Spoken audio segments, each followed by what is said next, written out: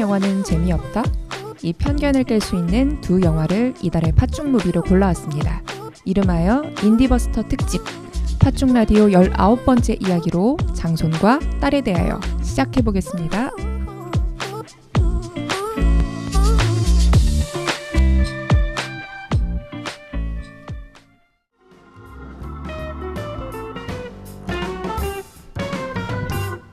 네, 안녕하세요. 오랜만에 진행석에 앉아서 두근두근한 민지혜입니다. 저희가 보통 한 달에 한 번 정도 이렇게 뵙게 되는데 이번에는 영화 두 편을 하게 되어서 좀 얼굴이 더 익숙해진 느낌이에요. 어떻게 한 달 동안 어떻게 지내셨을까요? 잘 지내셨나요? 네. 티셔츠를 농학과 티셔츠를 입고 오셨어요. 네. 못 봤는데. 약간 홍보하시려고 입고 오신 것처럼. 못 봤었는데. 네. 그래서 며칠 전에 네. 그 무주에 심포지움을 다녀왔습니다. 1박 2일. 저도 그 무주 갔다는데 되게 좋더라고요. 단체 맞아. 티예요. 네. 단체 티. 좀 홍보하. 약간 홍보성인가요? 약간 그런 느낌이 좀 있습니다. 어떻게 PPL 안 들어오나요? 어쨌거나 소속감은 좋은 것 같습니다. 네. 그러게요. 네. 한국방송통신대학교 대학교 농학과 심포지엄. 뭐라고 써 있어요 여기? 그렇게 써 있어요. 25기. 한국방송통신대학교. 네. 그러니까 좀 퇴직하시고 25회? 네. 새로 25회 또 이 농학과 심포지엄. 뭔가를 배우시고 하시는 분들 많으신 네. 것 같아요. 그러게요. 저희가 영화 두 편을 봤는데요. 사실 장소는 조금 쪼개서 보긴 했지만 딸에 대하여는 저희가 함께 봤는데 영화관에 저희 넷밖에 없었죠. 그래서 좀 편하게 보기도 하고 막 진짜 뭐 코멘터리 하는 것처럼 막 보면서 막 이런저런 막 얘기하면서 보기도 해가지고 좀 재밌기도 하고 그런 추억이긴 했거든요. 맞아요. 네. 그러면 오늘은 저희가 두 편의 영화를 다루는 만큼 퀴즈는 좀 제외하고 나머지 신속하게 한번 들어가 보도록 하겠습니다. 대신에 오늘은 팟중 라디오 연말 결산 코너도 같이 녹음을 할 예정이니까요. 끝까지 많은 기대 부탁드리겠습니다. 네.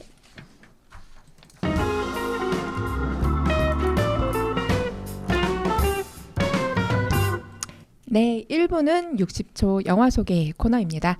독립영화의 흥행 기준은 흔히 관객 동원 1만 명을 말한다고 하는데요. 장소는 오늘 기준으로 3만 명이 넘었고요. 딸에 대하여도 2만 명 이상의 관객을 동원하면서 올 하반기에 좀 그 주목할 만한 그런 영화로서 독립영화의 저력을 좀 보여주고 있습니다. 이 두 영화에 대해서 소개는 상현님께서 해주실 텐데요. 두 영화에 대한 소개 60초 안에 과연 눌러주실 수 있을지. 네. 오늘은 네. 말이 좀 빠를 것 같아서 어떻게 그 좀 잘 비트를 이해가 되실지 모르겠지만 한번 해보도록 하겠습니다.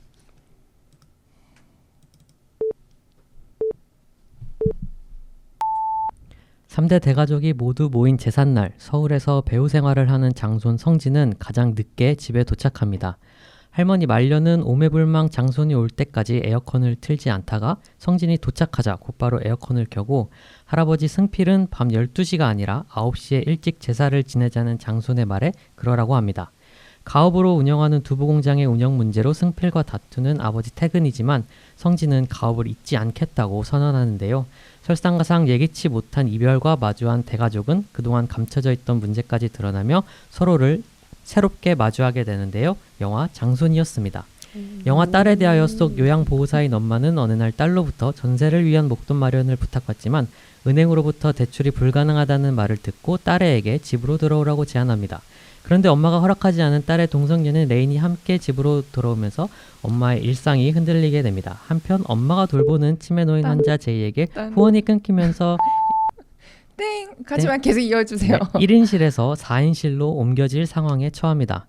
엄마는 끝까지 그녀를 책임지고 돌보기 위해 애쓰지만 현실적인 문제들로 그것마저 어렵게 됩니다. 엄마의 딸 그리는 엄마의 마음을 아는지 모르는지 자신의 상황에만 몰두하는데요. 영화 딸에 대하여였습니다. 야. 와. 전 사실 각자 60초씩 해오실 줄 알았는데 이거를 한 번에 눌러오셨다니 일단 그 능력에 한번 좀 존경을 하고요. 그러니까요. 그리고 한 번만 화면 한 번만 보여주시겠어요? 글씨가 이만해요. 이거를 매번 어. 보고서 야. 읽으시거든요. 저는 옆에서 아니 내가 발표하는 네. 것도 아닌데 네. 60초 네. 시계 다 돼가니까 네. 제 심장이 그냥 아, 쫄깃쫄깃쫄깃. 두근두근두근두근. 일단 이 글씨를 읽을 수 있다는 점에서 시력이 네. 출중하네요. 네. 음. 시력이 그러니까. 궁금해요. 저도 훔쳐보려고 했는데 안 보여요. 대단했다. 네, 대단했다. 장난 아니었다. 네. 혹시 근데 이 독립 영화들이 흥행에 나름 성공한 이유가 뭘까요?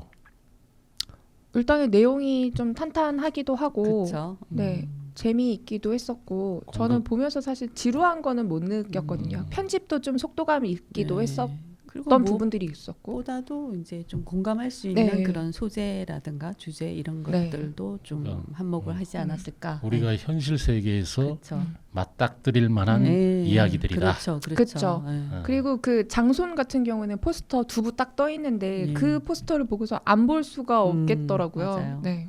그래요? 네, 저는 그 두부 보고서 이건 봐야 된다. 두 분은 네. 뭐 막걸리 안주밖에 생각이 안 나는. 아니요, 근데 영화가 9월 달에 이제 추석 즈음에 개봉하면서 가업을 잊지 않겠다는 장손 아들의 그쵸. 이야기? 그러면 이거는 명절에 반드시 봐야 된다라는 음. 생각이었거든요. 네. 음. 그랬습니다.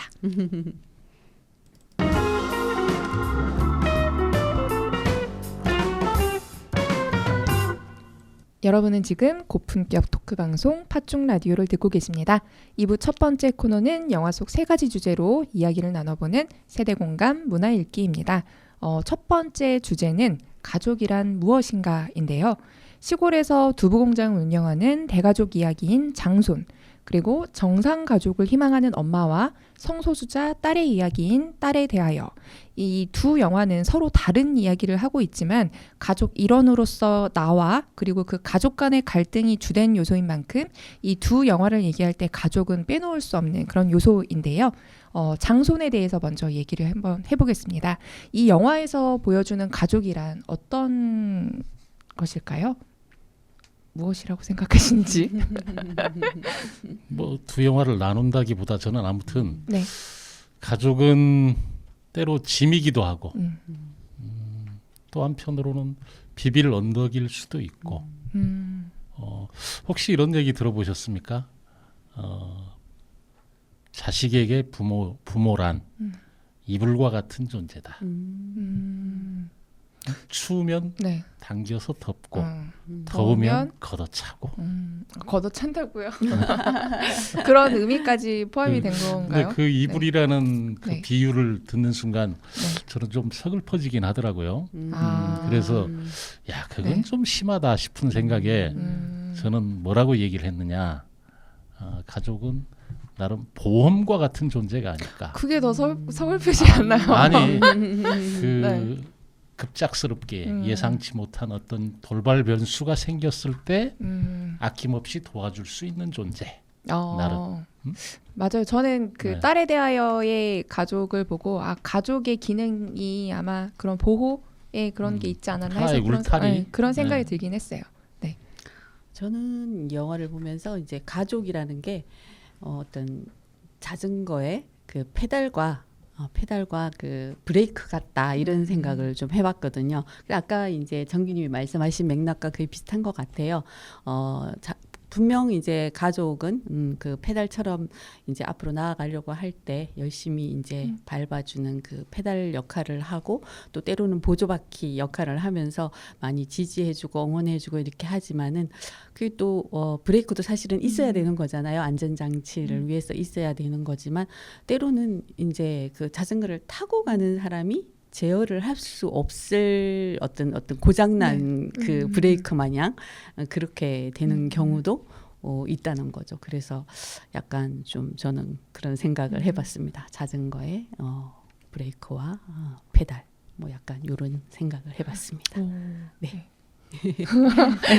아니, 가족은 이불이다. 네. 가족은 네. 자전거 브레이크와 네. 같다. 네. 너무 좋은 말씀을 많이 네. 해주셨는데 저는 그냥 사전만 일단 네. 찾아봤거든요. 네. 그래서 그냥 일단 가족은 혈연 관계나 어떤 사회적인 계약으로 묶인 관계다. 그래서 오히려 그렇기 때문에 좋든 싫든 뭔가 함께 할 수밖에 없는 게 가족이라는 생각이 들고 그래서 오히려 장손이라는 영화에서 더 그런 모습들이 많이 비춰지지 않았나.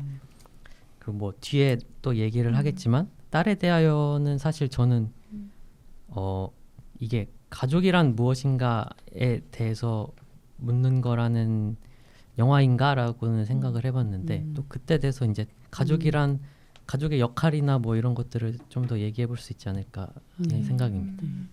네, 이렇게 두 영화를 통해서 가족이란 무엇인지 막 이런 얘기들을 좀 나눠봤는데요. 그러면 좀 두 영화를 쪼개서 한번 얘기를 나눠보도록 하겠습니다. 그 장손 같은 경우는 영화 제목에서도 드러났다시피 이 3대 할아버지, 아버지 그리고 성진이 손자까지 이어지는 이 핵심 인물들이 중심적으로 조금 얘기를 하고 있고 그 주변으로 벌어지는 뭐 결혼해서 들어온 뭐 엄마라든지 딸이라든지 이런 식으로 이제 여성 가족에 대한 어떤 부분적인 서사들도 있는데요. 이 가족들에게 가족이란 아마 같은 의미는 아닐 거다라는 생각이 들기도 해요. 저는 궁금한 게 각자 혹시 그 가족 구성원에서 어떤 역할을 하고 어떤 그 위치라고 해야 되나? 저는 그 일남 일녀의 장녀이거든요. 이런 얘기들을 좀 하고 얘기를 해보면 좀 재밌지 않을까 싶기도 한데 이 할아버지 그리고 퇴근 성진으로 이어지는 이 사람들에게 이 가족이란 어떤 의미가 될지 한번 생각을 해보셨을까요?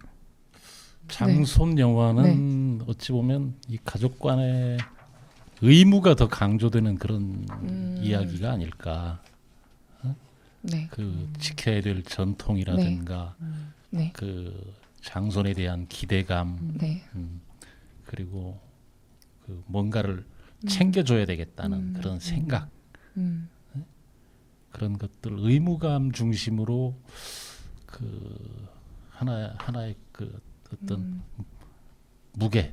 짓눌림 뭐 네. 이런 것들이 좀 흐르는 이야기가 아니냐 그런 생각이 들긴 해요.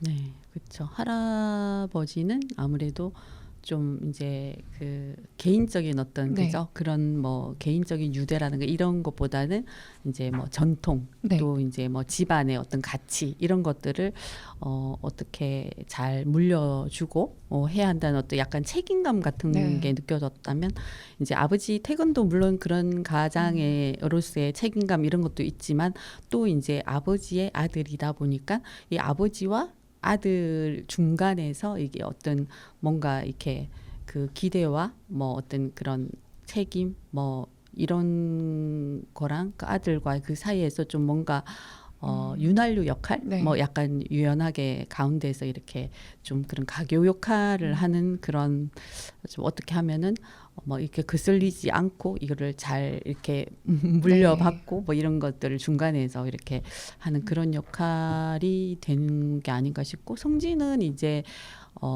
새로운 현대의 어떤 그런 그 가치관을 가지고 있는데 자꾸 이제 뭔가 네. 그 자기가 장손이라는 그 불편함 때문에 뭔가 계속 이제 자기가 하고 싶은 거를 하고는 있지만 뭔가 네. 늘 뭔가 찜찜해 보이는 그런 네. 게 좀 보이기는 했거든요. 약간 그런 것들. 그리고 뭐 여자분들은 아무래도 뭐 책임도 책임인데 자기 개인의 어떤 욕구라든가 이런 것보다는 이제 가정 안에서 네. 어떻게 희생하고 어떻게 이거를 윤활유처럼 잘 가정 안에서의 관계를 잘 저기 할 수 있게끔 이제 역할을 어떻게 하느냐 뭐 약간 관계에 대한 그런 것들을 조금 책임지는 그런 역할 그런 게 아니었나 약간 이런 생각 해봤습니다. 네. 맞아요. 네. 저는 이남 중 장남이고요. 네. 장손은 아니지만 네. 이 저희 뭐랄까 우리 집안에서 집안에서. 장손은 네. 아니지만 이남 중 장남이고 가족의 이 승필 가족의 의미를 생각해 봤을 때 뭔가 지금 문득 든 생각은 그 두부 공장을 운영을 하고 있잖아요. 네. 가업을. 네. 그래서 언뜻 보기에는 그냥 그러니까 할아버지에서 아들로 아들에서 뭐 성진으로 이렇게 이어지는 것처럼 보이지만 사실 할아버지도 그렇고 성진의 엄마도 그렇고 나는 너가 두부공장을 이어서 하는 거를 사실 원하지 않는다. 그쵸. 너희들이 네. 하고 싶은 거를 했으면 좋겠고 사실 그거 누가 운영하든 그게 무슨 상관이냐 이런 말을 하잖아요. 그래서 그런 게 가족의 의미가 아닐까. 장손이라서 뭐 이렇게 꼭 가업을 물려받아야 한다 이런 물론 당사자 입장에서는 그런 책임감이나 이런 압박 같은 걸 느낄 수 있겠지만 정말 부모의 마음은 너가 하고 싶은 삶을 사는 게 그것이 부모의 마음이 아닐까라고 생각을 해봅니다. 그렇죠. 그게 사양 산업이 아니고 두부공장 같이 뭐 예를 들어 그닥 매력적이지 않은 그런 산업이 아니고 정말 돈이 되는 산업 같으면 가업이면 장손이 아니라도 내가 하겠다고 막 덤비지 않을까요? 현실적으로. 맞아요. 만약에 뭐 잘 나가는 떡볶이 집이라 그거를 밀키트로 해서 전국에 팔고 뭐 큰 돈이 된다고 하면 저라면 빨리 해 할 것 같기도 해요. 근데 이 영화는 그냥 가부장제의 그런 대가족 모습을 보여주면서 1대, 2대, 3대 뭐 이런 걸 보여주지만 그 한 가족을 통해서 우리 사회를 좀 보여주는 그런 영화 아니었나 싶으면서 또 영화 보면서도 이러면서 좀 중간중간 비슷한 경험을 해본 그런 장면들도 보면서 좀 재밌게 보긴 했는데 뭐 무거운 이야기를 가볍게 혹은 또는 무겁게 동시에 던져주는 그런 영화가 아니었나 싶은 생각이 들더라고요. 네. 요새는 제사도 뭐 친척들도 좀 잘 안 만나고 왕래도 좀 주는 그런 세상에 이 영화에서는 우리 이 가부장제가 앞으로 어떻게 될 것인지 우리가 어떻게 이 가족이란 무엇일지 이런 거를 좀 던져주는 그런 영화라는 생각도 좀 들었는데 과연 이 결혼조차도 하지 않는 이 시대에 가부장제는 살아남을 수 있을까요? 과연? 필요할까요? 저는 필요하다고는 생각하는데 네. 많이 변형이 되겠죠. 많이 변형이 되고 그 비유를 들자면 과거의 속담에 이런 얘기가 있습니다. 뭐냐면 화장실과 처갓집은 멀수록 좋다. 과거에 진짜 그런 속담이 있었어요. 네. 근데 지금 현대 사회는 어때요? 네. 아파트 안에 화장실이 2개, 3개. 그렇죠. 네? 네. 그리고 이 못난 남자들이 전부 다 처갓집 근처에 가서 살아요. 대부분의 남자들이 결혼해서. 아이를 낳으면 그러니까 이제 네. 속담이 바뀌어야 돼. 많은 변화가 있는 거죠, 뭐. 화장실은 많으면 많을수록 좋고 좋다. 처가는 처갓집은 가까울수록 좋다. 그럼 못난 남자들이라는 수식어도 바뀌어야 되나요?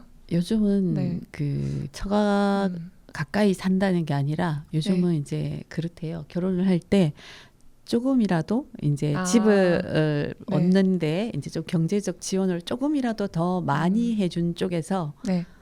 가까이 와서 사돈 살아라. 아니요. 사돈 가까이 가서 가라. 살아라 아. 이렇게 한대요 요즘은. 네.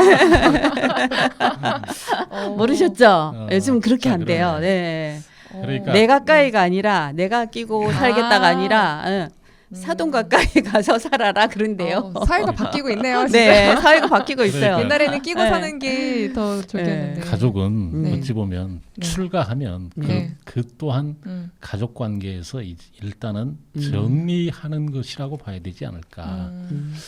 그 한 지붕에 살아야 가족이 아닌가. 진정한 가족은 출가했다. 그러니까 예를 들어 결혼한 여자들이 네.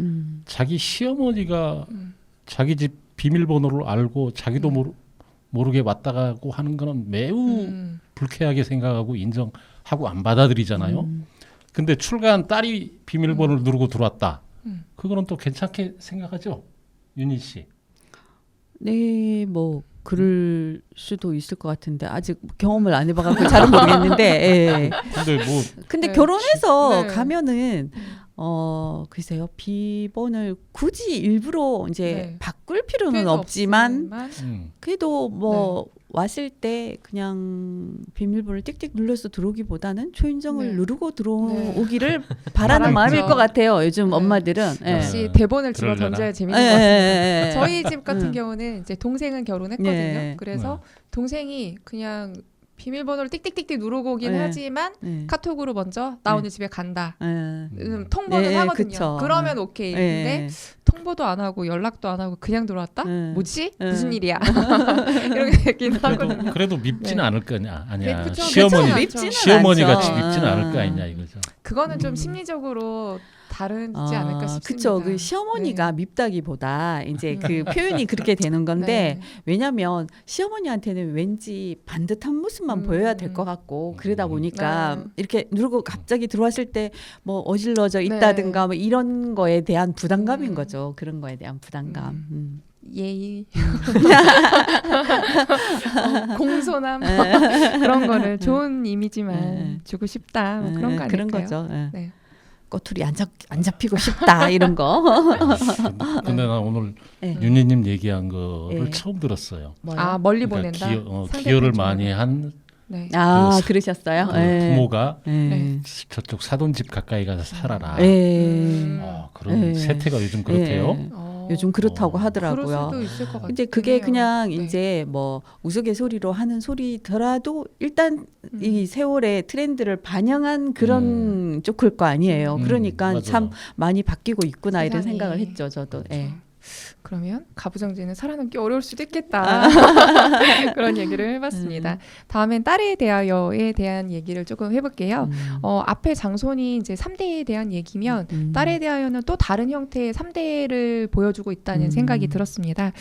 그렇다면은 이 영화에서 가족은 또 어떤 의미인지 좀 고민이 되더라고요. 근데 이 영화에서 보면은 가족도 아닌데 남이 더 나를 가족처럼 해주고 그 다음에 또 전혀 받아들이고 싶지 않았던 내 딸의 동성인 그 여자친구가 나한테 더 잘해주고 이런 모습을 봤을 때 이 현대 사회에서 가족은 어디까지인가 누가 될 수 있는가 이런 생각이 좀 들기는 하더라고요.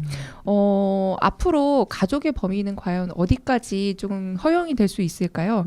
일단은 전통적인 그런 뭐 결혼이나 뭐 내가 낳았거나 그다음에 뭐 입양 같은 이런 전통적인 의미의 가족은 이제 가장 보수적인 의미인 거고 요새는 이제 뭐 통계 같은 걸 보면은 친구나 아니면은 결혼은 하지 않은 그런 연인 사이에 이런 동거 형태까지도 좀 형태가 대다수의 어떤 그 퍼센테이지를 차지한다고 하더라고요.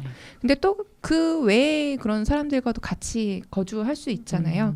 그래서 우리는 가족의 범위를 좀 어디까지 볼 수 있을까? 좀 그게 궁금해집니다.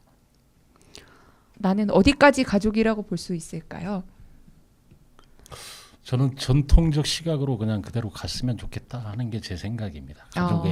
가족에 대한 시각은. 그런데 이제 딸에 대하여라는 영화는 혈연 관계가 아닌 가족도 가능하지 않을까. 결혼은 꼭 남녀가 해야 되는 것인가. 이런 어떤 질문을 던지는 영화가 아닌가 싶고 그런 시각으로 바라보면 요즘에 뭡니까? 그 유모차보다 개모차가 더 많이 팔린다는 네. 이 시대에 그러면 과연 애완동물도 가족이냐? 그러면 더 나아가서 AI도 인조인간도 가족으로 볼 것이냐? 궁극적으로는 인간이란 무엇이냐? 이런 얘기. 그러니까 저를 너무 어렵게 하시는데요. 그러니까 가족이라는 무엇인가는 인간이란 무엇인가? 소통이란 무엇인가? 뭐 이런 것에 질문까지 갈 수 있는 거 아닌가? 그러니까 그래도 저는 아무튼 전통적인 혈연 관계 중심의 가족 그거를 그냥 계속 갔으면 좋겠다. 근데 뭐 법규적으로나 사회적으로는 분명히 이제 필요한 어떤 바운다리가 있어야 되고 뭐 그런 게 있어야 혼란이 없을 거기는 한데 이제 그 범위를 법적으로 뭐 우리가 사회가 어느 정도 그걸 허용하고 어느 정도 그렇게 해줄지는 모르겠지만 그렇지만 일단 현 사회에서는 굉장히 그 바운다리나 그 생각하는 그게 굉장히 넓어지고 있다는 생각이 들거든요. 좀 전에 정기님도 말씀하셨다시피 저도 그런 생각을 해봤거든요. 지금 강아지하고도 이렇게 교감을 하고 이러는데 이제 서로 대화도 하고 어느 정도 뭐 이렇게 감정적인 단어도 주고받을 수 있는 그런 AI, 이 로봇 또 어쩌면은 나중에는 진짜 가족처럼 생각되는 네. 경우가 있겠다 이런 생각을 많이 했거든요. 지금도 보면은 그 이제 홀로 계시는 그 어르신들한테 뭐 초롱이 뭐 그런 예, 네. 그 AI 인형이 네. 있더라고요. 그래서 그거를 이제 가지고 있으면은 뭐 이제 약 먹는 시간 이런 것도 다 이렇게 알려준다고 하더라고요. 그래서 뭐 약 드실 시간이에요. 이러면 아 그래 초롱아 고마워 이러면서 약 드시고 어디 외출 왔다 네. 돌아오시면 또 이제 그 카드처럼 생겨갖고 그 초롱이한테 또 꽂아갖고 이제 뭐 집에 왔다는 그런 걸 하면은 이제 그런 어르신 돌봄이나 이런 거에 대해서 이제 이렇게 관리하는 그 이제 기관에서 보고 이제 혼자 계시지만 잘 예, 드시는구나. 외출하셨다가 잘 네. 들어오셨구나 이런 게 다 집계가 된다고 하더라고요. 그래서 그런 걸 보면서 앞으로의 가족의 개념은 정말 이렇게 우리 네. 딸에 대하여서 보는 것처럼 굳이 뭐 생물학적인 그런 거라든가 뭐 이제 법규적인 그것뿐만이 아니라 일단은 생활에 있어서는 그 바운다리가 굉장히 넓어지겠다 이런 생각을 좀 해봤습니다. 네. 상현님.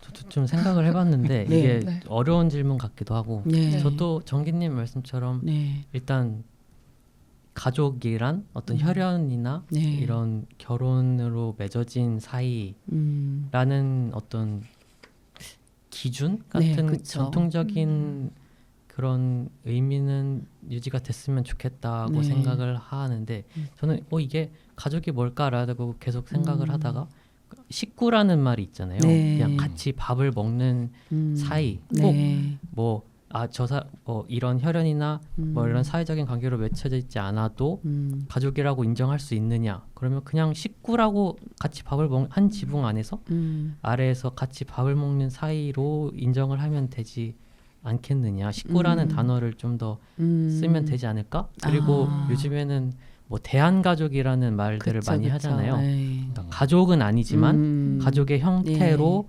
이제 같이 사는 사람들의 어떤 모임을 대한가족이라고 표현을 하기도 네. 하는데 뭐 그렇게 꼭 기존에 있는 단어의 의미를 이렇게 바꾸려고 하기보다는 좀 새로운 단어를 만들어서 형태를 새롭게 갖추는 게 좀 더 좋지 않을까라는 네. 생각을 해봤어요. 딸에 대하여에서 저는 그 엄마가 자기가 돌보는 그 할머니에게 너무 지나치게 감정이입을 하고 있는 것 같은 그런 모습들이 네. 좀 불편했어 사실요. 막 그렇게 요양원을 네. 물음으로 찾아가는 거 그런 것도 네. 그렇고 뭐 네. 아무튼 좀 억지스러움 같은 그런 게 좀 느껴지기도 했고 또한 네. 그 동성의 딸이 집에 이제 들어오게 되는 그 과정도 네. 참 딸이 너무 무책임하다. 자기 생각만 하지 네. 그 불편해할 엄마에 네. 대한 그 네. 배려 네. 이런 거는 거의 없구나. 그리고 그래서 가족이 아니다. 아니 그러니까 그 금전적인 네. 그런 그 어떤 능력도 안 되면서 그 어떤 동성 친구하고 동거를 같이 한다. 그 자체부터가 좀 무책임한 거 아닌가 그런 생각이 들었어. 그렇게 받아들일 들일 수는 수도 있는데 내가 그 정황상 그때 봤을 때 이제 뭐 그 뭐죠 집세 네, 예, 네. 그 돈을 갖다가 이제 그 그린이가 또 네. 그거를 또 다 쓰고 오지랖이 이러다 더 그러다 넓다 보니까 보니까. 이제 일단은 뭐 자기의 그 뭐 주거 비용이 없어진 상황에서 약간 최선의 선택이었을 것 같기는 한데 왜냐하면 뭐 대출도 추가 대출이 안 나온 그게 안 상황이고 나오고 이러니까. 뭐 그 비정규직이고 뭐 이러다 보니까 네. 대출도 안 된다고 이러다 보니까 이제 어쩔 수 없어서 최선의 선택을 한 것 같기는 한데 근데 또 이기적일 수도 있는데 제가 보기에는 어떤 때는 딸보다도 네. 그린이보다도 이제 레이니가 레이니가 더 이렇게 진정한 가족이 되려고 한다는 느낌을 좀 받았거든요. 그래서 실제로 그런 자기가 들어왔을 때 그리고 불편하면 어떤 점이 불편한지 그거를 여쭤보고 그러는 장면이 나오잖아요. 네. 예, 그랬을 때 딸은 뭐 무조건 그냥 엄마니까 나 그냥 들어왔으니까 나 들어간다 이런 막무가내식인데 그러니까 가족 관계에서의 어떤 가족이니까 뭐 이렇게 네. 당연시 네. 되는 그런 것들이 있다면은 그 레이니는 그래도 부모님한테 뭐가 불편한지 뭐 어떻게 했으면 좋겠는지 그 해결을 하려고 하고 방법을 찾아가려고 네. 하는 그런 게 어쩌면은 지금 가족에서 우리가 장손에서처럼 뭐 당연히 이제 뭔가 그거를 가족이니까 이렇게 해야 되고 저렇게 해야 되고 의무나 뭐 이런 거가 있는 것처럼 그렇게 하지만 그게 아니라 좀 불편한 거는 뭐가 불편한지 짚고 그 어떤 문제를 해결해 나가려고 하는 그런 자세가 앞으로 우리 가족 문제에 있어서도 또 좀 생각해 봐야 될 문제가 아닌가 약간 이런 생각이 들었습니다. 네. 맞아요. 가족 간의 배려가 사실은 네. 더 친밀할수록 네. 또 어떻게 보면 더 외면하고 네, 소통하지 네, 네. 않게 되는 그런 네, 부분들도 네, 있거든요. 네. 그래서 저도 영화 보면서 레이니의 역할이 참 크구나. 네. 저 사람이 없었으면 저 두 사람은 저렇게 같이 예, 소통하지 예, 않았을 예, 텐데 예, 계속 예, 너 왜 그러니? 예. 나는 이해해달라고 했잖아. 엄마가 예, 그렇게 예. 살라고 했잖아. 그랬을 텐데 그런 생각이 들더라고요. 저는 영화를 보면서 이제 굉장히 따님한테 못마땅하셨겠지만 예, 예. 저는 이제 성소수자는 아니지만 예. 결혼에 대해서는 크게 생각이 없는 사람으로서 이제 저희 부모님도 나중에 나이 들어서 어쩌려고 그래라고 얘기를 하면 그때 돼서는 내가 건강을 잘 유지해야지. 그리고 어떤 사회적인 그런 장치들이 분명히 있을 거야. 혼자서 그렇죠. 내가 아프더라도 어떤 그런 것들은 있겠지. 그리고 나는 결혼하고 싶지 않으니까 그냥 그렇게 생각했는데 이 영화를 보면서 엄마 아빠가 나한테 얘기했던 것들이 혹시 저런 마음이었을까? 약간 그런 식으로 좀 공감하게 되면서 보게 되는 부분들이 있기는 하더라고요. 그래서 저는 이제 제 주변에는 결혼 안 한 싱글들이 좀 많은 편이거든요. 그래서 이제 주변 사람들도 같이 이제 소통하고 하면서 제 친구네 어머님은 이렇게 너희 이제 이렇게 가끔씩 좀 얼굴도 보고 집에도 놀러 오고 하는 게 너무 보기 좋다. 내가 먼저 죽으면 우리 딸과 더 친하게 어쨌든 잘 서로 보듬고 잘 지냈으면 좋겠다. 뭐 이런 얘기 하시는 어머님도 계셨고 그래서 저한테는 이 영화를 보면서 그 전통적인 가족은 법적이나 뭐 어떤 사회적인 의미나 달라지지 않겠지만 이 좀 가족으로서 같이 사는 꼭 어떤 친족이나 뭐 이런 것들이 아니어도 우리 사회가 조금 일원으로서 조금 이해하고 나갈 수 있는 나가야만 하는 어떤 시점이 오지 않을까? 뭐 제 친구들만 그런 게 아니라 요새는 뭐 결혼 안 하는 사람들도 많다고 하고 그럼 결국에는 이 딸에 대하여에 나오는 그런 어떤 구성들이 나올 수밖에 없는 사회인데 그래서 저는 그 주변에 이제 각각 그룹 다른 싱글들한테 나중에 우리가 한 50, 60쯤 되면 내가 오픈 채팅방을 만들겠다. 싱글들만 모여서 우리끼리 잘 살아있나 어디 아픈 데 있지 않나 하면서 뭐 안부도 묻고 그리고 각자 분야와 이제 활동하는 것들이 다르니 어떻게 보면 부부와 가족은 서로의 어떤 그 인맥과 그런 자원들을 공유할 수 있잖아요. 근데 싱글은 그게 좀 한정적일 수 있잖아요. 그래서 우리끼리 이렇게 조금 그런 자원도 교류할 수 있고 좀 인맥도 넓힐 수 있고 소통도 하고 좋지 않겠냐 하면서 제가 설득을 지금 10년, 20년 뒤에 얘기를 계속 하고 다니는 입장으로서 저는 좀 딸에 대하여는 좀 공감하면서 봤던 얘기인 것 같아요. 네. 상현님은 무서워. 저도 그러니까 정기님이 말씀하신 그 엄마가 그 이제이 그 할머니를 케어하는 어떤 동기가 좀 영화에서 많이 표현이 안 된 것 같다라고 말씀을 하셨는데 저도 그 부분에 좀 많이 동의를 하는 편이었어서 저는 사실 소설을 읽어봤어요. 근데 오히려 소설에서 그런 부분이 더 뭔가 이렇게 이때 그걸 더 쉽게 받아들일 수 있도록 더 묘사가 잘 되었다고 생각을 하는데 사실 지금은 딸에 대하여만 하는 게 아니니까 그거는 일단 넘어가고 그래서 궁금한데.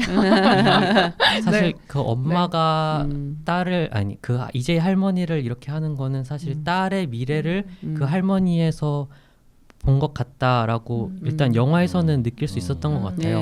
그 할머니도 살아생전에 젊어서 유학 가서 공부하고 막 뭐 얼굴도 모르는 타인에게 이렇게 후원을 하면서 그런 삶을 살았는데 결국에 늙어서 저렇게 쓸쓸하게 혼자 남아있는 모습을 보니 내 딸이 저렇게 될 것 같다에 대한 좀 뭔가 두려움이 있는 것 같고 그래서 엄마도 이제 딸에게 하는 말이 가족을 이뤄야 되지 않겠냐. 음. 그래서 너희가 뭘 할 수 있냐. 그러니까 너희가 뭐 어떤 감정이 진짜냐 가짜냐를 떠나서 너희들이 뭘 할 수 있냐.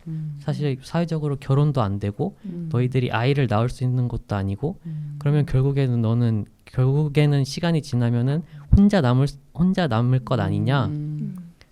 너의 젊음이 뭐 언제까지 갈 것 같냐 이렇게 계속 얘기를 하면서 가족이라는 거에 대해서 일단 엄마가 가진 기준으로서의 가족을 딸에게 계속 말을 하는데 사실 저는 딸보다는 엄마의 말 쪽에 좀 더 공감이 많이 됐던 것 같아요.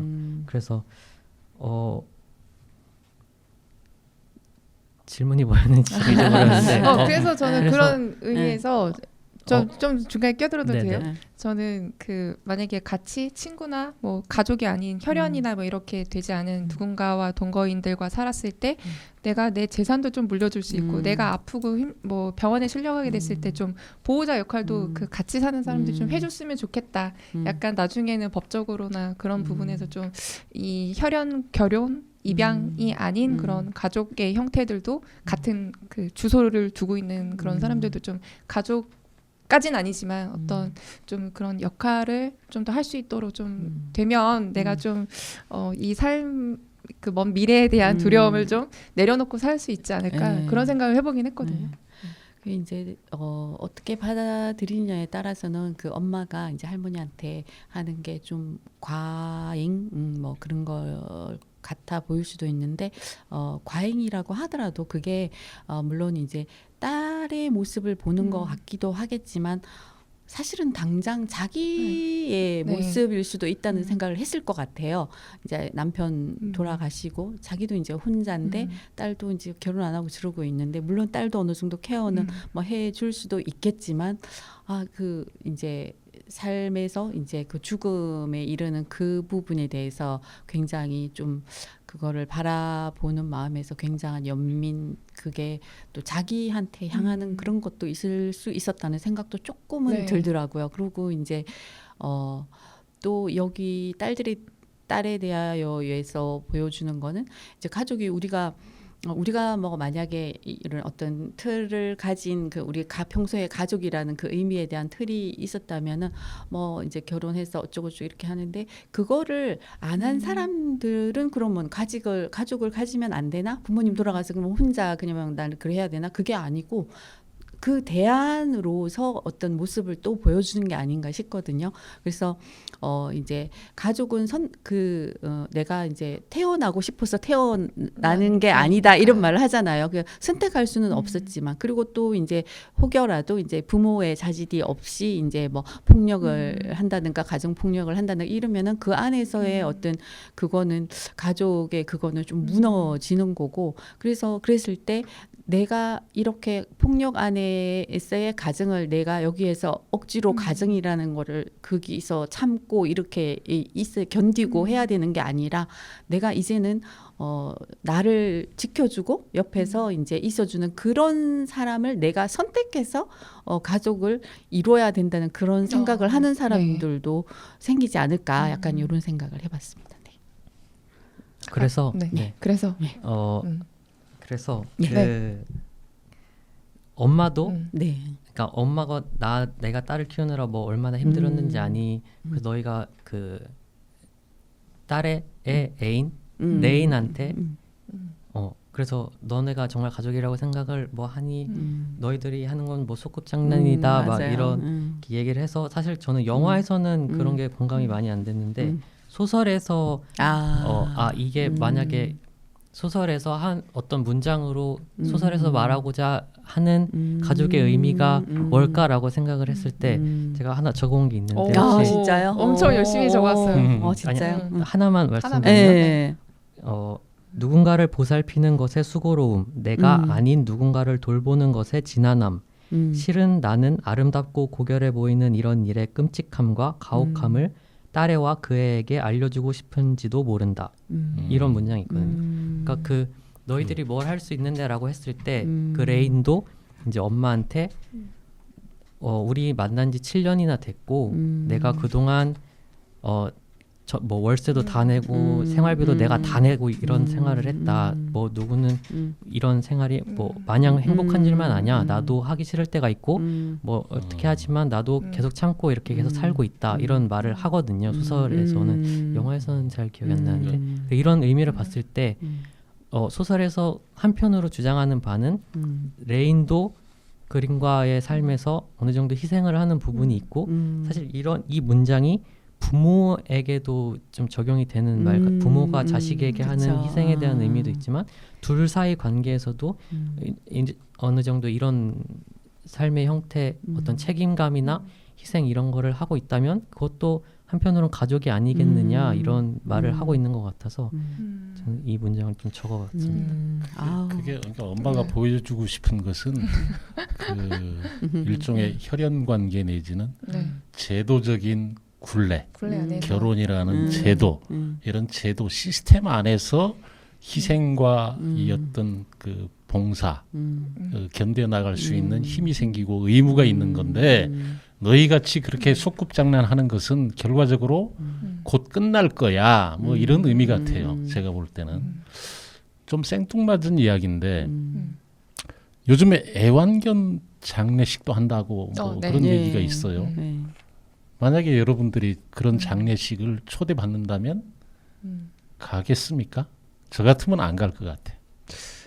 가까운 사람이면 갈 것 같은데요. 그러니까 저 네. 이제 가끔 왕래하고 뭐 그 강아지와의 어떤 뭐 많지는 않아도 뭐 몇 번이라도 같은 그 뭐 이렇게 공유할 수 있는 그런 뭐 같이 어디 네. 놀러를 갔다는 거. 저가 그랬거든요. 친구가 결혼 안 한 친구가 네. 있는데 이제 그 친구가 그 이제 강아지 한 마리를 분양을 받아가지고 이제 사는데 걔가 가족이 네. 안 이뤘어요. 네, 그러다 네네네. 보니까 이제 그래서 예전에 친구들끼리 이제 어디 놀러를 가는데 강아지를 좀 데리고 가도 되겠느냐 네. 그랬어요. 그래서 데리고 와도 된다고 우리는 이제 그래서 이제 데리고 와서 이렇게 같이 보살펴주고 이렇게 했는데 그 강아지를 혼자 놓고 오는 것보다 우리한테 같이 와서 그렇게 이제 하니까 뭐 훨씬 그 꼬물거리는 한 마리가 있으니까 그걸로 인해서 또 조금 이렇게 분위기도 더 이렇게 좋아지는 것 같더라고요. 만약에 그런 경험들이 몇 번 있고 이렇다면 초대받았다고 하면은 가보지 않을까 이런 생각은 하게 돼요. 네. 그런 서로 교감 전혀 없었는데 네. 뭐 우리 강아지 죽었는데 좀 왔으면 네. 좋겠다 이러면은 좀 생각해 볼 문제지만 네. 조금이라도 한두 번이라도 그런 경험이 있다면은 또 가볼 수도 있지 않나 뭐 약간 그런 생각. 지연님. 저도 갈 것 같아요. 저는 반려동물을 키워본 적은 없지만 제 주변에서 이제 자연사 할 때까지 네. 오래 키우고 네. 보낸 그런 주변 지인들이 많거든요. 그래서 저도 보면서 그 분들이 그 강아지를 키우는 모습을 봤을 때 정말 내 새끼, 내 자식처럼 키우는 걸 봤거든요. 근데 그런 사람들의 모습을 봤을 때 아, 저 사람들한테는 저 강아지가 가족이다라는 생각이 들고 저도 당연히 자연스럽게 그 집에 가면 누구누구가 있고 누구가 있지 이렇게 좀 생각하게 되더라고요. 그래서 전 뭐 한 10년도 더 전에 회사에 다니던 그 회사에서 어떤 그 직원분이 그 휴가를 이제 내는데 그 휴가 사유가 우리 강아지가 큰 수술을 해야 돼서 뭐 아파서 이제 같이 가야 된다 뭐 였던지 아니면은 그 강아지가 죽어서 그거를 이제 화장하는 거였는지 하여튼 약간 강아지가 아파서 수술하고 죽어가는 그 과정에서 휴가를 낸 적이 있었거든요.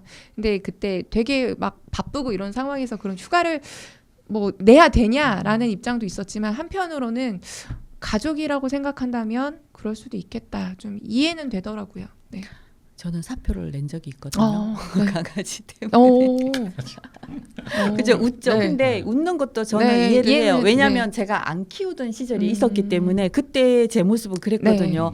저도 안 키우시던 시절에 제 모습은 막 가게에 이제 막 복잡한 가게에 막 한여름에 이제 강아지 안고 들어와가지고 막 이러고 있으면은 그게 좀 불편했었어요. 그랬는데 그래서 집안에서 강아지를 키우느라 상상을 못했거든요, 사실은. 근데 이제 그 남편 지인에 의해서 어쩔 수 없이 예, 맡아가지고 키우게 된 케이스인데 처음에는 진짜 그 적응하기가 힘들었어요. 그랬는데 이게 참 묘하더라고요. 이제 한 달, 두 달 지나니까 진짜 어느새 얘가 내 가족으로 받아들이고 있는 거예요, 제가. 그래서 이제 나중에 올해 한 10몇 년 같이 살고 이제 아파 버리니까 네. 마음이 너무 아픈 거예요. 그런데 네. 이렇게 아픈 일을 놔두고 출근을 하는데 마음이 너무 아픈 거예요. 그래서 얘 이제 얼마 안 남았다고 하는데 내가 네. 얘를 그래도 이제 마지막에 온전히 좀 같이 옆에 있어줘야 맞아요. 되겠다. 네. 혼자 아픈데 얼마나 힘들까 이런 생각에서 제가 이제 마지막에 리프레시 휴가 이런 네. 거 다 모아서 이제 이거 제출하고 그러고 딱 왔는데 그날 죽었어요. 그래가지고 정말 마음이 맞아요. 너무 아팠거든요. 그런 경험을 했었기 때문에 근데 저는 이제 강아지 안 키우신 분들의 이제 그렇게 얘기하는 것도 사실은 저는 이해가 되거든요. 제가 그렇게 안 키워봤을 네. 때 제 그런 네. 감정이 있었기 때문에 이해는 하고 또 이제 제가 키워봤기 때문에 또 그 이해가. 강아지에 대한 그 네. 마음이 또 이해가 가는 것 같아요.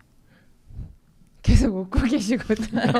인정. 나는 그러니까 못하겠다. 예단할 수 있는 게 아무것도 없는 것 네. 같아요. 아마 어쩌면은 만약에 네. 어쩔 수 없이 키우게 된다 이러면은 정기님은 더 많은 더. 사랑을 줄 수 있는 사람일 수 그러니까요. 있어요. 네. 그거는 진짜 누구도 예, 강아지 그거, 데리고 예. 막걸리 마시러 맞아요, 가실 맞아요. 수도 있어요. 가자 이러면서 네. 산책시키고 이름이 막걸리일 예. 수도 예, 있어요. 맞아. 아직은 네. 보편적으로 받아들여지는 그런 네. 상황이 아니니까 예. 그렇죠. 네. 애완견 장례식 네. 이런 것들은 음. 보편적이지 않으니까 사실은 음. 그걸 널리 알리고 애도하는 것보다는 음. 자기 음. 가까운 가족들끼리 음. 그런 애도하는 그런 음. 단계에 머물러 있는 것이 바람직하지 않을까 그런 생각이 들어요. 저는 음. 주변에 알리는 것보다 근데 저도 장례식까지는 아니지만 그냥 죽었고 이렇게 해서 그랬어 하고서 가서 안부를 전한 적은 있는데 네. 저는 가족이라고 생각해요. 키우지는 않지만 왜냐면 그 강아지 죽고 나서 그 정말 가족을 잃은 슬픔처럼 한 1, 2년 정도 힘들어하는 네. 모습들을 봤거든요. 그렇죠. 그런 정도의 애정을 쏟은 그런 존재라면 가족이다. 진짜 네. 그러고 나니까 다시는 못 키우겠더라고요. 네. 그 이별이 두려워서. 그래서 이별이 두려워서. 제 친구는 다 키우고서 음. 자연으로 돌아간 다음에 네. 다시는 못 키우겠다 네. 하고서 못 쳐다보셨거든요. 네. 근데 그러고서 나중에 이제 타운하우스로 이사 가서는 유기견을 또 똑같이 생긴 강아지를 데리고 왔어요. 그래서 그렇구나. 네. 그게 뭘까요? 사랑일까? 저는 사랑인 것 같아요. 그렇죠. 인간 본연의 어떤 네. 그런 사랑, 예. 뭔가 결핍의 표현이 아닐까요? 결핍의 표현? 근데 없을 네. 때는 그런 감정이 모르다가 생겨서 이렇게 같이 계속 이렇게 교감하고 이러다 보면은 그게 인간 본연의 어떤 그 사랑이라는 감정이 이렇게 마음속에 있기 때문에 그리고 또 뭐 보살핌에 대한 그런 것들 그리고 인간 본연의 어떤 그게 아닌가 그런 생각이 들거든요. 저는 뭔가 부족한 그러니까 자기 외로움을 메꿔줄 수 있는 존재. 뭐 상황에 약간? 따라서는 그런 혼자 있으신 사람일 분들은 수도 또 그게 있겠죠. 상당히 네. 그 부분이 많이 차지할 수도 있을 것 맞아요. 같은데 가족이 온전한 가족을 이룬 상황에서 그 강아지가 있음으로 해서 같이 그 강아지를 이렇게 같이 어떤 그 구성원 안에서 같이 재밌게 놀고 뭐 산책하고 이런 것들은 윤활유 그거랑은 같은 좀, 존재일 수는 있겠어요. 그쵸. 윤활유 예, 같은 예, 존재. 예. 자, 그럼 네. 다시 네. 영화로 우리 강아지 네. 얘기에 너무 많이 맞아요. 빠진 것 네. 같죠? 예. 대본 날려봐요. 네, 주제 두 번째는 이 두 영화에서의 공감 포인트인데요. 네. 혹시 이 두 영화를 보면서 와 저거는 진짜 진짜 같다, 현실 같다, 혹은 되게 공감 간다 뭐 이런 부분들이 있으셨을까요? 너무 오래 전에 봐서 기억이 그러니까요. 가물가물하시죠? 맞아요. 뭐가 있을까? 근데 저 같은 경우는 네, 그래 제사를 지내면 통상적으로 남자들은 하는 일 없이 여자분들이 코웃음 주셨습니다. 모든 준비를 다 하는 네. 그런 것이 저도 성장기에 그렇게 자연스럽게 봐왔던 모습인데 영화에서도 그렇게 그려지고 있었고 공감이 돼요. 그래서 지금은 네. 제사를 지내든 뭔가 의례를 하게 되면 네. 최소한의 음식 그렇게 힘들지 않은 준비 과정이 힘들지 않은 꼭 직접 만들어야 되느냐 그것도 아니고 네. 시장에 가서 사와도 네. 좋고 네. 뭐 그런 생각. 어쨌든 얘만 네. 다 하면 되는 최소한의 네. 예만 갖추면 아. 되지 않겠나. 장손이신 네, 장손이기도 해요. 네. 그러시구나. 저는 보면서 장례식장 토크가 좀 보면서도 그치 슬픔은 슬픔이지만 뒤에서는 현실은 현실이지라고 그쵸. 하면서 그거 내 친구인데 뭐 누구 친구인데 하는 그런 장례식장 뒤에 그런 봉투 토크가 좀 그치 살 사람은 살지 저런 모습 공감이 그쵸. 되긴 하더라고요. 네. 근데 그런 모습들이 뭐 누군가한테만 있는 게 아니라 모두의 장례식장에서 대부분 그런 상황들이 네. 한 번씩은 있었다는 얘기들을 들었거든요. 네. 그래서 현실이 갑자기 확 왔다 네. 그런 근데 생각. 되게 장례가 끝나고 정산하지 않아요? 가족끼리는? 되게 가물가물한데요. 그러니까 장례가 끝나고 이제 가족들끼리 밥을 먹거나 뭐 이제 뒤풀이 뭐 내지는 뭐 사모제라고 그래 뭐 뭐라 그래. 네, 그렇죠. 그런 기간 안에 정산하면 되지. 아직 발인도 안 했는데 그 정산한다고 그런 모습은 아닌 것 같아요. 아니 뭐 영화 보면서 뭐 GV 같은데 보니까 뭐 다들 그 배우분들도 좀 그 장면이 제일 뭐 공감 간다 막 이런 얘기를 하시더라고요. 그래서 이제 그렇구나. 시기적인 면에서는 진짜 정규님 말대로 조금 네. 그거는 조금 오바됐을 네. 수도 있다는 생각은 네. 들어요. 네. 나중에 이제 고른 장면들은 그 장면들의 어떤 뭐 이렇게 주고받는 그런 거는 조금 이제 많은 부분 그런 게 현실일 수가 있는데 시기적으로는 제가 생각해도 뭐 사모제나 이런 거 지내기 전에 그걸 갖고 막 이렇게 하는 경우는 잘 없지 않나 저도 그런 생각은 들거든요. 네. 그리고 이제 뭐 그거는 내 친구고 뭐 어쩌고 하는 게 저도 이제 예전에는 그런 의미를 몰랐거든요. 그러니까 이제 부모님 돌아가시고 이거를 해보니까 이제 요즘 이제 이 정도 나이가 되니까 부모님이 주변에 돌아가시는 분들이 많아갖고 이제 이 경조사에 이거를 해야 될 일이 굉장히 많아지는데 사실 그때 받은 거를 누구한테 어떻게 받았고 그거를 이제 대가품해야 되는 거라는 그게 강하기 때문에 그랬을 때 그래도 내가 또 한 만큼은 해드려야 내가 도리를 하는 건데 혹시라도 한 거보다 더 못할까 봐 그거를 꼼꼼하게 적어놔야 되는구나 이런 걸 좀 느끼긴 했었어요. 그래서 뭐 이렇게 경조사나 뭐 아니면 누가 돌아가셔서 부고가 오거나 이러면은 늘 또 이제 또 막 이렇게 뒤지게 되고 그렇게 되더라고요. 네. 저는 시작부터 끝까지 다 좀 인상 깊었다기보다 되게 익숙한 익숙한은 아니고 뭔가 그냥 공감이 많이 됐던 장면들이 거의 대부분이었던 것 같고 맞아요, 맞아. 그런 것 같아. 아무래도 좀 성진의 입장에서 좀 이렇게 많이 보게 됐었던 것 같은데 저도 이제 좀 생각나는 거는 가족 이제 저희 집안 장례식이 있었을 때 제가 그 이제 이렇게 입구에 제가 이렇게 앉아 있고 앞에 방명록 같은 거를 하고 그걸 저보고 하라고 하신 거예요. 처음 해보는. 네. 근데 저는 왠지 그게 좀 기분이 좋기도 했었거든요. 내가 좀 이제 나에게도 이제 이런 역할을 이제 나를 믿고 이렇게 해주시는구나. 뭐 그렇게 생각했던 기억도 영화를 보면서 들었던 것 같고 거기서도 성진이 이제 펜으로 이름을 쓰고 뭐 옆에서 불러주시긴 하지만 성진이 직접 이런 걸 하고 이런 걸 보면서 나도 내가 펜을 잡았었던 적도 있었지 뭐 이렇게 공감을 하면서 봤었던 것 같고 저희도 이제 아버지 세대는 대가족이다 보니까 형제들도 많고 그래서 이제 제사 때 이렇게 북적북적한 모습이나 그 시골 집의 전경 이제 뭐 오밀조밀하게 다 붙어 있잖아요. 그리고 맞아요. 우리 집으로 가는 길에 다른 집에서 제사하는 모습도 보고 맞아, 보이고 맞아. 뭐 이런 풍경들이 좀 많이 익숙했던 것 같아요. 맞아요. 저는 그 장손에서 그러니까 성진 그 친구가 3대째 장손이라고 그랬죠. 네. 3대째 장손인데 만약에 제가 그 할아버지 입장에 있는 그 여기라면 그렇게 싹수가 노란 장손한테 기대감을 과연 가질까? 뭐 집안에 행사가 있으면 맨날 늦게 오잖아.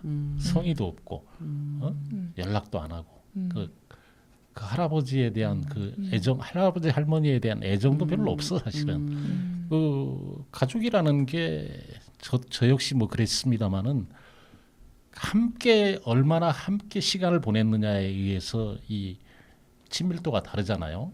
근데 할아버지 할머니하고 이 장손이 그렇게 가까이 지냈을 것 같지 않고, 그리고 자기 장손으로서의 역할을 하겠다는 그런 생각이라고는 찾아보기가 어려운 손주인데, 내가 만약에 그 할아버지라면 일찌감치 마음을 접지 않을까, 그런 생각이 들어요. 장손에 대한 기대감을 접고, 이제 조만간 이제 뭐 결혼도 네. 안 하는 사람도 많은데, 네. 아유 그래 끝내자 하는 그런 마음.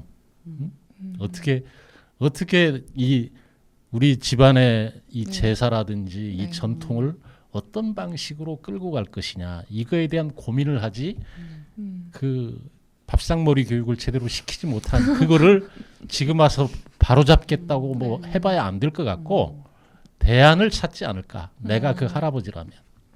일단 딴지 하나 먼저 전해주신 것 같고요.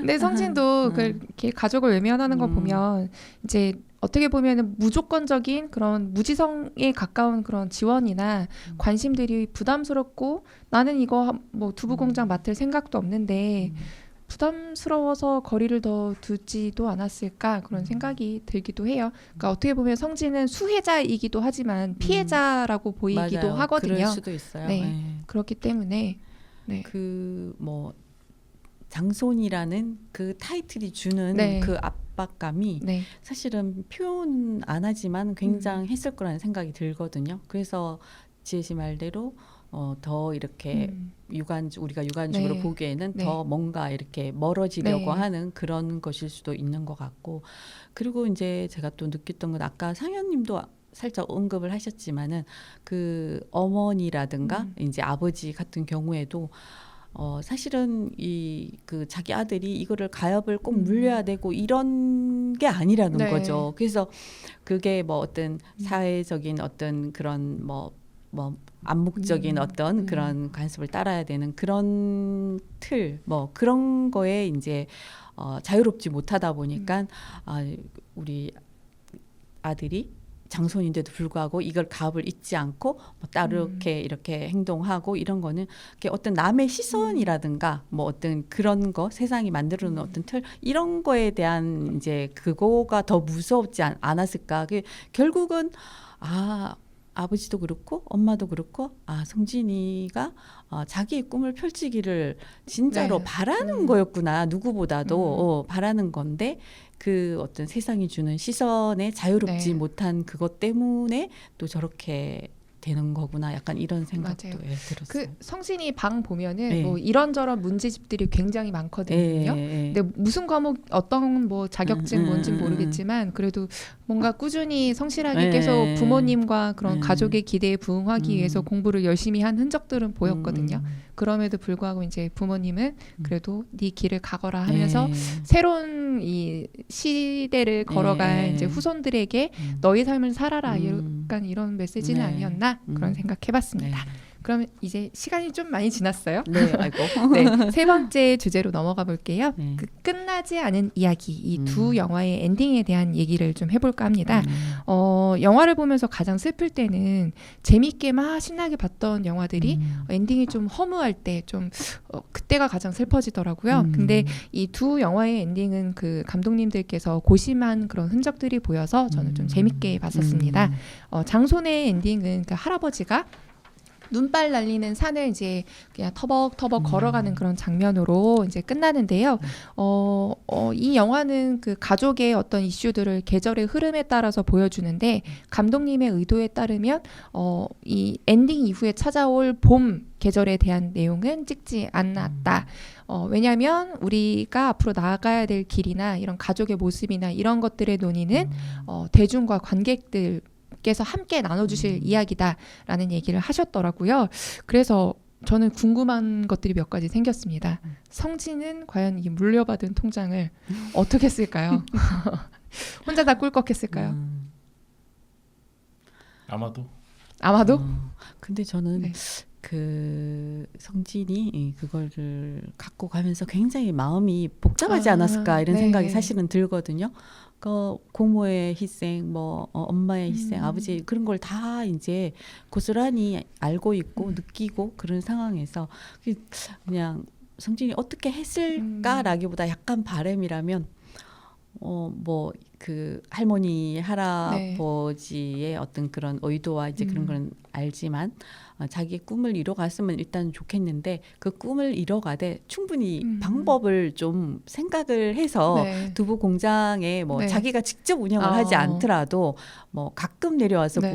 보더라도 뭐 이제 누구한테 책임을 지어놓고 뭐 말하자면 요즘 같으면 전문 경영인을 한 명 두고 두고 네. 이제 그리고 어떤 거기에서 나오는 뭐 소소할 수도 있지만 그런 수입이 끊임없이 이제 네. 나오는 약간 옹달샘처럼 작은 수익이라도 뭔가 있다면은 훨씬 자기의 꿈을 자기가 하고 싶어하는 일을 펼치기에도 조금 더 마음이 편할 수 있지 않을까 약간 이런 생각을 해봤거든요. 그래서 좀 결과적으로 가족을 네. 다 이렇게 아우르면서 자기의 꿈을 펼쳐갈 수 있는 딱 양분되는 그냥 이분법적인 사고가 아니라 이렇게 같이 아우를 수 있는 어떤 방법을 찾아갔으면 좋겠다. 약간 그냥 제 바람 그냥 약간 그런 생각을 해봤습니다. 네. 저는 그 엔딩 부분에서 네. 성진이라는 존재는 조금도 관심이 없었고 아, 보이지도 않았고 할아버지? 뭐가 보이셨나요? 할아버지 할아버지. 네. 중심으로 이제 그 네. 엔딩을 봤는데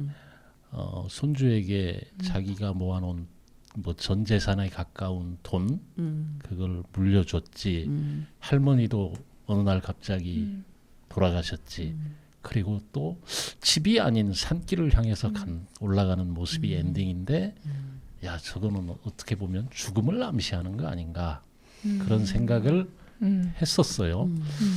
근데 그냥 좀 해학적으로 그 영화에서도 나오는데 기저귀 찬 그 할아버지가 그 산소 옆에서 볼일을 본단 말이죠. 아, 저 화장실이 급해서 산으로 올라가는가 보다. 아, 그런 생각을 해보기도 했고 그냥 우스갯소리로 모두 서서 저희가 또 한편으로는 네. 제 친 네. 할아버지가 그러셨는데 저희 마을에 제 증조 할아버지 할머니 묘가 있었어요. 근데 이 노년의 이 할아버지가 매일 그 산소에 가서 풀을 다듬으셨어. 산소에 그 잔디를 손으로 직접 다듬고 뭐 매일 가셨어요. 매일. 그러니까 그분도 그런 어떤 습관적인 그런 일상이 혹시 있지 않았을까. 그냥 죽음이라는 것을 그냥 좀 멀리 하고자 하는 나름의 상상을 해봤습니다. 저도 그 처음에 봤을 때는 계속 이제 앞부분에서도 너 성진이 이제 할아버지랑 둘이 막 이제 가족과 연락이 끊기고 둘만 있었을 때 돌아오니까 아버지가 너 왜 전화를 안 받냐? 너 할아버지 혼자 그러니까 같이 가는 건 상관이 없는데 할아버지 혼자 가시면 절대 못 찾는다. 뭐 이런 식으로 계속 말이 나왔었고 또 마지막에 그렇게 홀로 산에 가시는 모습을 보고 뭐 죽음을 암시하는 게 아닐까? 뭐 당장 어떻게 되시는 건 아니더라도 좀 그런 느낌을 표현하고 싶었던 게 아닐까라는 생각을 하기도 했고 어쨌든 결말이 그러니까 엔딩이 할아버지로 끝났다는 거에 대해서 그리고 이렇게 카메라가 움직이면서 그 마을 전체를 다 보여주잖아요. 그래서 이 영화가 좀 어쨌든 할아버지로부터 비롯된 계속 쌓아왔던 가족이고 가업이고 그 마을이고 이런 전체 모습을 한 화면에 담는 거를 통해 보여주면서 뭔가 할아버지가 이제까지 쌓아온 그런 것들이 할아버지가 돌아가시면 이제 현실적으로 저희 가족도 이제 할머니가 돌아가시고 나면 이제 형제들도 그리고 이제 손자들도 다 같이 모일 그런 게 많이 없더라고요. 네, 그래서 맞아요. 저희 뭐 큰아버지도 그렇고 언젠가 좀 모이면 우리는 형제니까 이렇게 모일 그게 있더라도 그거라도 있기 때문에 모이지만 이제 너희들이 중요하다. 너희들이 어떻게 만나고 이런 거를 좀 잘 해야 되는데 막 이렇게 걱정을 하시는데 사실 저는 별 생각이 많이 크게는 아직까지는 그렇게 중요한 일일까라고 생각이 들긴 하는데 어쨌든 이 영화는 뭔가 영화의 결말은 뭔가 그때 정기님이 한번 말씀하신 것 같은데 이 영화 자체가 그러니까 붙잡고 싶은 것들을 이제 좀 이제 놔줘야 하는 그런 것 같다라는 말씀을 하셨을 때 그거에 좀 많이 공감을 했었던 것 같아요. 그러니까 저도 할아버지가 산에 올라가는 그 장면이 이제 뭘 의미할까 이런 생각을 많이 했는데 정기님처럼 아 죽음일까 이런 생각도 하기는 했었지만 이제 그 다투는 그 선택을 이제 손자 그 성진이 하게끔 이제 그 통장을 넘겨준다는 것은 이제 앞으로의 모든 일들은 너의 몫이다 이러면 그냥 딱 네. 넘겨주고 본인은 이제 그냥 편안한 마음으로 이제 뭐 할머니가 가신 지 얼마 안 됐고 그러니까 곧 자기도 이제 그렇게 될 수 있고 이러니까 할머니 묘에 가서 네. 진짜 뭐 풀이라도 뽑으면서 나 이제 뭐 이렇게 했다 나 이제 그냥 다 내려냈다 이제 뭐 약간 네. 이런 그랬을 수도 있지 않나 약간 있지 이런 않을까. 생각에 좀 네. 들어요. 네, 여기까지는 장손에 대해서 엔딩에 대해서 얘기해봤고요. 딸에 대하여는 원작 소설은 장례식장에서 화면이 끝난다고 해요. 근데 이 영화에서는 장례식장 장면에서 끝내기에는 이 엄마의 어떤 그런 변화들을 좀 보여주기 아쉽다라는 생각이 들어서 이제 횡단보도 씬을 추가를 했다고 합니다. 그 횡단보도 씬은 이제 어르신을 모시고 가는 어머니 건너편에 이제 그 성소수자로 보이는 혹은 뭐 아닐 수도 있겠지만 이렇게 보이는 두 명의 여성이 이제 마주하면서 걸어서 스치는 그런 장면으로 끝났는데요. 혹시 이 장면을 보시고서 어떤 뭐 차이점을 좀 뭐 느끼셨다든지 혹은 뭐 엄마는 과연 그 사람들을 보는 그런 시선에서 지금쯤은 그린하고 레인을 좀 인정했을까 뭐 이런 엔딩에 대한 얘기들 좀 나눠주셨으면 좋겠습니다. 저는 인정은 했을 것 같다는 생각이 들어요. 그 장례식장의 모습을 보고서 그 내 주변에 그 내 딸의 주변에 내 딸만 있는 게 아니라 내 딸의 어떤 연인도 있고 그들을 함께 지지해주고 응원해주고 이런 힘든 일에 함께 와주면서 나누는 그런 친구들이 있기 때문에 나는 모를지언정 내 딸에 물려줄 어떤 이 나중은 그래도 괜찮지 않을까. 그래서 아마 레인을 인정하지 않았을까 그런 생각이 좀 들기도 했는데요. 저는 네. 아쉬웠던 게 딸에 대하여의 엔딩이었던 것 같아요. 일단 그 장례식장에서 영화는 장례식장에서 이제 문을 열어놓고 엄마가 안에 방으로 들어가고 이렇게 왁자지껄한 소리가 들리면서 딸에 대하여라는 제목이 뜨고 그 다음에 이제 에필로그처럼 횡단보도 장면이 나오잖아요. 사실 저는 그 횡단보도 장면이 너무까지는 일단 훨단보도 장면이 들어간 게 너무 아쉬웠다. 딱 그 장례식장 장면에서 끝났으면 더 훨씬 좋았을 것 같다라는 생각이 든 게 사실 뭐 형식적으로도 영화 초반부에서는 엄마가 집안에서 혼자 이제 막 수박 퍼먹고 그런 모습에서 이제 그렇게 엔딩이 난다면 이제 좀 더 딸과 딸 친구들과 왁자지껄한 소리가 들리고 뭔가 문이 열려 있고 좀 뭔가 상징적으로 맞아요. 문이 열려 있고 네. 그 전체 모습이 한 화면에 보여지면서 끝났다면 뭔가 수미상관도 뭔가 맞는 것 같고 상징도 있고 너무 사실 소설과도 다른 너무 영화적이고 좋은 엔딩이었다라고 생각을 했는데 그 뒤에 이제 횡단보도가 들어가면서 사실 저는 영화를 어쨌든 소설을 각색한 영화잖아요. 그러니까 소설 작가가 하고 싶었던 말을 굳이 뭐 영화로 만들었을 때 그걸 해야 되는 뭐 의무나 필요는 없지만 어쨌든 영화 감독이 엔딩을 그렇게 만들었다는 건 감독의 의도가 다분히 드러나는 것이라는 전제하에서 저는 그 감독이 하고자 했던 게 사실 가족이 어떤 거냐라기보다는 그런 성소수자, 동성애를 받아들여야 강요한다는 것 같은 느낌을 많이 저도 그 받았어요. 생각이, 그러니까 감독의 의도가 다분히 들어가 있는 엔딩, 에필로그 같은 엔딩이었다. 그게 없었다면 충분히 관객에게 열어두는 식으로 네. 결말이 났을 수도 있을 것 같은데 그래서 좀 많이 영화의 에필로그 같은 결말이 많이 아쉬웠다라는 생각이 들었어요. 장례식장 장면만 봐도 충분히 뭔가 맞아요. 네. 새로운 그런 거리들을 생각해보고 충분히 그런 거지 오픈 마인드로 갈 수 있는 건데 굳이 그 장면을 넣음으로써 관객으로 하여금 어떤 강요받는 그런 그럴 수도 느낌, 있죠. 약간 그럴 수 약간 있다는 좀 생각이. 더 흔한 영화의 네. 결말처럼 됐다는 느낌이 있기도 한데 아마 기사 한번 검색해 보시면 그 감독님께서 마지막에 횡단보도 씬에 뒤에 들어가는 현수막에 그런 내용들의 자기의 어떤 좀 의도가 들어가는 부분들이 들어갔다고 하더라고요. 그거는 자세한 내용은 한번 검색해 보시는 걸로 하고요. 예, 여기까지 2부 코너 마무리해 보겠습니다. 네, 여러분들은 지금 고품격 토크 방송 팥중 라디오를 듣고 계시는데요. 2부의 두 번째 코너 딴지를 걸어라입니다. 영화가 두 편인 만큼 하지만 앞에 한 번 하신 것 같지만 네, 딴지도 과연 두 배일지 한번 들어보겠습니다. 딸에 대하여에서 그 엄마가 이재희 할머니 요양원에 가 있는 이재희 할머니를 뭐 혈연 관계가 아님에도 불구하고 결국 집으로 모셔오는 그런 장면이 그려져 있어요. 네. 근데 혈연 관계가 아니면 안 된다. 모시고 가는 게 안 된다. 하고 잘랐는데 결과적으로는 집으로 갔어요. 거기에 대한 상황 설명이 없어요. 현실적으로는 아마 불가능할 거예요. 그렇죠. 네. 설명이 안 되니까 거기를 잘라버리고 이야기를 전개하기 위해서 잘라버리고 간 게 아닌가. 현실은 불가능할 것이다. 그 점을 한번 지적해보고 싶고 네.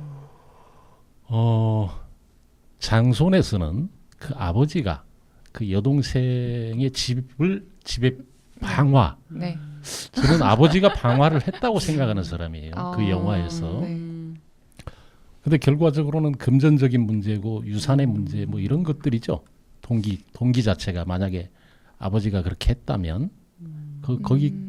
거기에서 오는 갈등 때문에 그런 거 아니겠어요? 물론 이제 뭐 저기 점점 사건 수사가 그러니까 남편이 네. 결국 성진이 그 어디 뭐 졸업식인가 가다가 교통사고로 그렇게 피해를 입게 됐고 또 뭐 여러모로 아무튼 희생을 치르면서 여동생이 커왔는데 그런 갈등 와중에 방화로 인해서 아니 집만 불지르는 의도가 아니지 사실은 여동생이 그 안에 있을 거라고 생각하고 불질렀다고 봐요.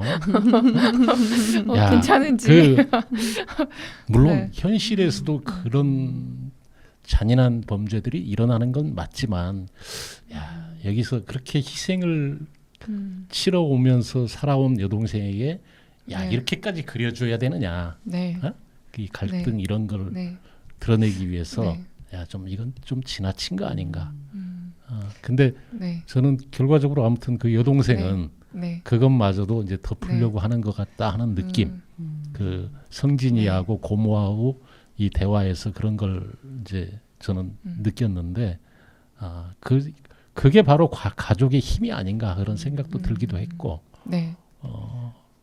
그러면은 결론적으로 정리해 보자면 그 고모의 집을 방화를 한 사람은 저는 오빠라고 생각해요. 오빠이고 네. 그거를 두둔해 줬으며 어쨌든 네. 가족의 이야기다라는 건 윤정희님의 개인의 의견.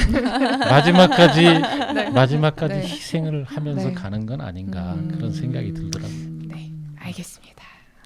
첫 번째 딴지에서는 저도 그러니까 그 뒷부분 네. 엄마가 할머니를 이제 집으로 찾아가서 모시는 거. 집으로 그러니까 그분 거기서도 그러잖아요. 가족 아니면 절대 못 데려간다. 네. 그래서 그거를 대사를 했음에도 불구하고 그냥 바로 다음에 집에 와 있고 좀 잘라버렸죠. 그 뒤가 이렇게 뚝뚝 이렇게 끊겨서 가잖아요. 그래서 사실 그 뒷부분에 좀 이해가 많이 안 됐다라고 생각을 했었는데 소설에서는 어떻게 나오냐면 네. 일단 그냥 며칠만 그러니까 모시고 아무 가 가족도 있겠다. 없고 누가 뭐라고 할 사람도 없으니까 내가 며칠만 집에 모시고 갈 수 있게 해달라고 부탁을 해서 이제 가게 됐다고 소설에서는 표현이 되거든요. 갔는데 거기서 돌아가신 우연찮게 거죠. 돌아가신 걸로. 네. 예. 그래서 그렇다면 좀 그런 부분들이 네. 소설에서는 뭐 감독의 의도적으로 이렇게 음. 표현을 안 한 걸 수도 아. 있지만 소설에서는 좀 그런 식으로 표현이 된 부분들이 있었던 것 같아요. 그리고 그 요양원을 찾아가는 것도 사실은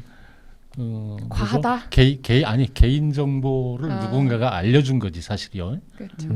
근데 그런 거는 뭐 있을 수 있다고 봐요. 근데 모시고 가는 것은 쉽지 않은 일이었을 텐데 그렇죠. 아무런 설명 없이 네. 건너뛰는 것이 좀 그렇긴 한데 소설 차원에서는 나름 설명이 있네요. 네. 네. 네.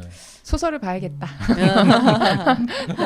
그러니까 근데 그 또 뭐 한 네. 1, 2년 곁에 그렇게 있었으면 그 뭐 도저히 그렇게 상상할 수 없는 일인데 오랫동안 만약에 네. 혹시라도 모시고 정신이 있으실 네. 때 같이 계속 대화도 나누고 그런 교감이 있었다면은 또 한 번쯤은 생각해 볼 수도 그 정이 많고 뭐 이렇게 네. 그런 분이라면 또 한 번쯤은 생각해 볼 수도 있는 상황 아니, 근데 아니었을까 그런 그 생각이 요양원에서 안 보내줄 거란 말이야. 그렇죠. 안 보내줬죠. 어. 네. 절대 안 보내줘. 아니 이제 과잉 저기를 했다는 그 부분에 대해서 모시고 온 거 그게 아니라 네. 어느 정도는 영화적인 허용으로 넘어가시죠. 예.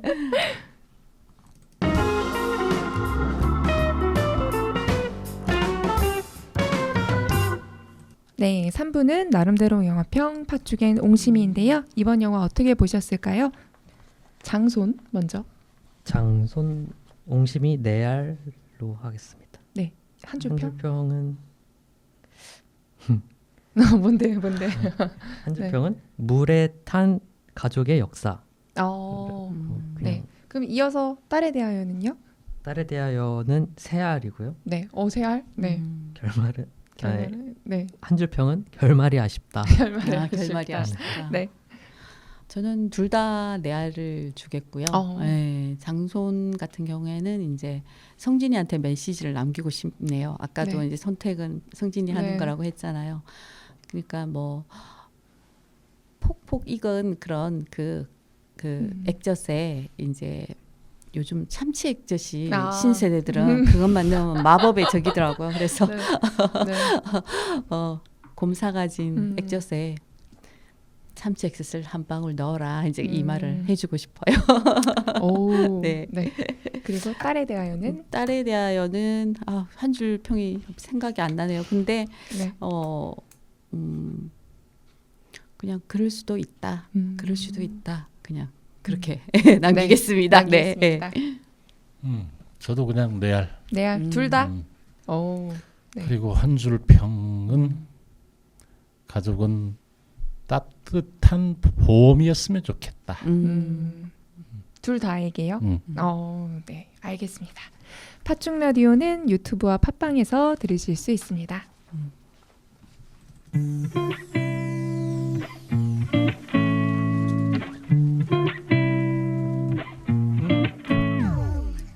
통계청에 따르면 88년생 절반이 미혼, 83년생은 10명 중 3명이 미혼이라고 하는데요. 한국의 사회동향 2023에서도 2008년도에 비해 결혼에 대한 긍정 답변이 20%포인트 줄었다고 합니다.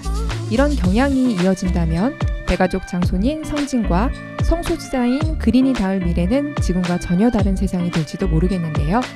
차별과 갈등보다는 이해와 존중이 앞서는 그런 시대가 되길 바라며 2024년의 마지막 팥죽 라디오 인사드립니다.